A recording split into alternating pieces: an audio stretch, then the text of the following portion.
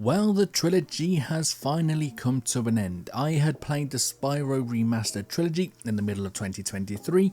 I got the Spyro 1 Platinum in July, the Spyro 2 Platinum in August, and then the Spyro 3 Platinum in September. I was planning on uploading these within the month that I had achieved them. However, I noticed the title of the Platinum trophy for Spyro 3 and decided I am going to save this video for 2024. Why, you may ask? Well, the Platinum trophy for this game is called Party Like It's 2024. It felt fitting to wait and upload this final part of the trilogy in, of course, 2024. And speaking of trophies, let's take a look at what we have. For Spyro 3 Year of the Dragon, we are looking at a total of 41 trophies. 27 of them are bronze, 9 are silver, 4 are gold, and then of course the Platinum trophy itself. Just like the other Spyro games, I will try to get the trophies when I am in the area as I go along so I don't have to come back. But of course, that might not always be possible. To note as well, these trophies are separated by each area and there is always a trophy for each place that we go to. The first location that we end up in is called Sunny Villa. While here, all we have to do is defeat the coward Rhinox. This can be done pretty quickly, and for doing this we receive the trophy, the Villa Bully. We are now somewhere called Sunrise Spring. For this trophy we have to free Sheila the kangaroo. To do this we have to pay money bags. After going around and collecting more gems, I made my way back, paid money bags and freed Sheila for the trophy, the money's in the bag. Being as we have just freed Sheila, it's only fitting that we play as her for a while in an area called Sheila's Alp. This location is pretty simple, we just have to go through and destroy all the head bash treasure chests. After bouncing on the last one and destroying it, we are given the trophy, Stomping Target Practice. You may remember from the previous games that we need a key to unlock certain chests to get some gems. This is the same with Spyro 3. After collecting the key and heading back to the start of the map where the chest is located, we unlock the chest for the trophy, a key move. Now for this next trophy we are at somewhere called Seashell Shore, and for this trophy we need to defeat Bluto, who is a nuclear shark submarine. Now I was either really bad at the game or the controls for controlling this boat were just the absolute worst. I lost count at how many times I lost to this damn shark purely because of the controls. Eventually though, I just collected as many missiles as I could, stayed in one spot and just kept shooting at Bluto to finally defeat it for the trophy. Bye bye Bluto. It's Mushroom Speedway time, and this one is relatively simple. We just have to fly through 4 speed boosts in 1 lap and we receive the trophy, Star Power. The first world location now has been completed and it's time we hopped up into the transporter balloon and headed into the next location. After getting into the balloon and flying away, we receive the trophy, Moving Up in the World. Now before going to the next world though, we of course have to take on a boss fight, and the boss we will be fighting is Buzz in Buzz's dungeon. For this boss battle we had to charge into Buzz to push him into the pool of lava that surrounds us. After doing this enough times, we receive the trophy, Buzz Off. New area, which means finding a lot of gems to give to Moneybags to save someone else. This time Moneybags has captured somebody called Sergeant Bird and we have to pay a hefty amount to get him released. After paying for his release, we receive the trophy, a bird in the hand. As we have just rescued Sergeant Bird, it is only right that we go into his area and play as him. As we cleared out the area, we managed to drop bombs on all the treasure chests, which resulted in the trophy, Bird Bombs. And now it's actually mini boss fight time, and we are tasked with defeating somebody known as Sleepyhead. All we had to do here was fire bombs back at the Sleepyhead for them to explode. This was done on the first attempt and we received the trophy, Tucked In for a Long Slumber. Something else that came back from previous Spyro games are these question mark bottles.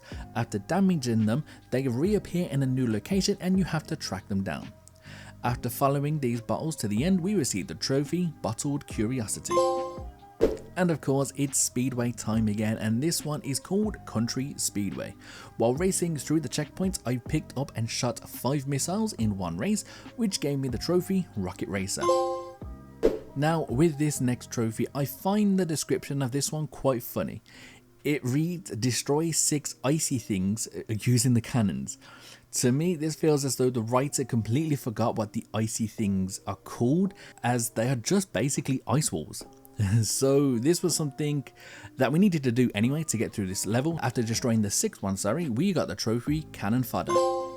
We have now completed everything that we can in this area, which means it's time to hop back onto the balloon transporter and head to the new location. For this, we received the trophy One Small Step for Dragon. Of course, before getting to the new area, we have to face up against a boss, and this boss is called Spike. The tactic against Spike is to dodge everything that comes our way, pick up these spiky ball things that are dropped, and then spike to do damage. Eventually, we managed to defeat Spike and receive the trophy No Dragon for lunch today. As always in the new area, Moneybags has yet again trapped somebody and we have to pay a fee to free them. This time is someone known as Bentley, who is a Yeti. We have made enough gems to pay Moneybags and we have freed Bentley, and as a reward we receive the trophy A Small Cost to Bear. It is only fair that we have freed him. We then take control of him and get the other trophy that we can only get using him. We head to Bentley's outpost and we make our way through that level, and while here we destroyed all the totem poles and received the trophy, it's Totem Destruction. We are back using cannons this time, and it looks like the writer knew what we had to defeat this time. For this trophy we have to use the cannons to shoot down all the vultures. After going through the level and using all the cannons, I shot down all the vultures for the trophy Man the Cannons Man. It's another mini boss fight time, and this one is not so mini. This fight was not difficult, it was just a pain to do.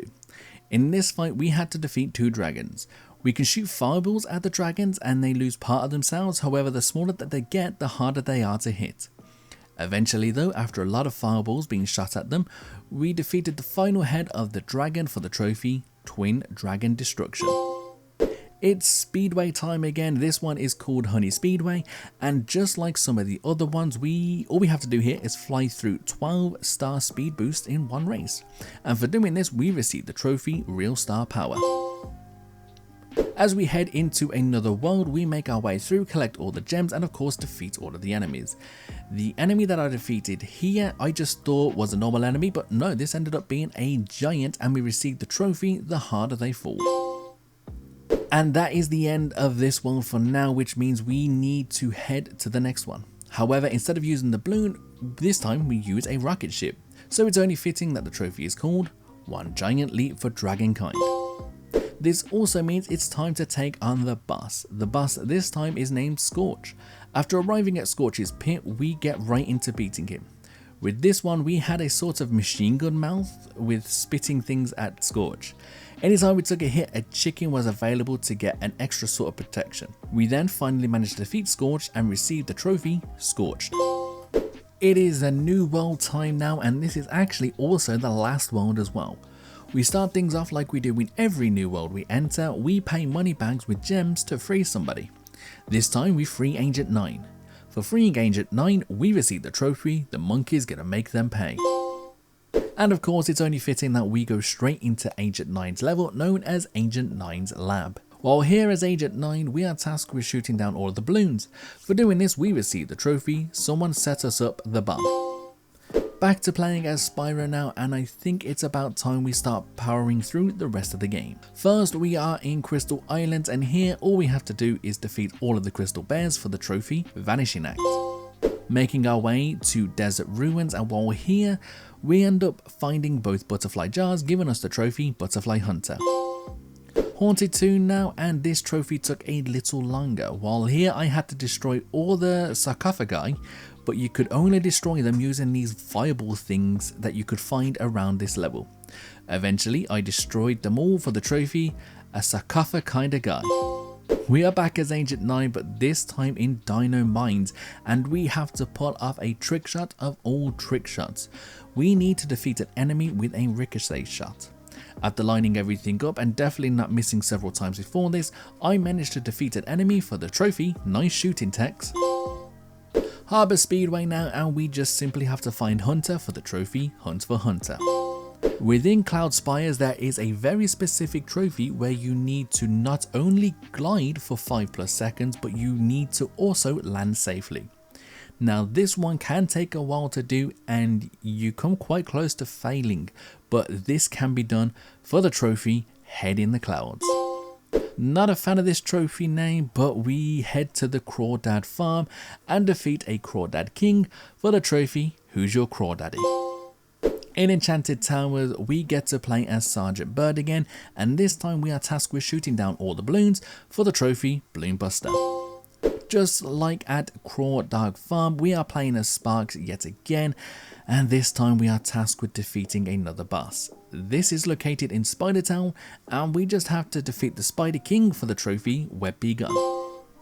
Frozen Altars now, as we are back as Spyro. This one is relatively simple. All we have to do is use Ice Breath to freeze 12 enemies, and we receive the trophy, a dozen cold ones. We are back yet again playing as Sparks, and this time we head to Starfish Reef.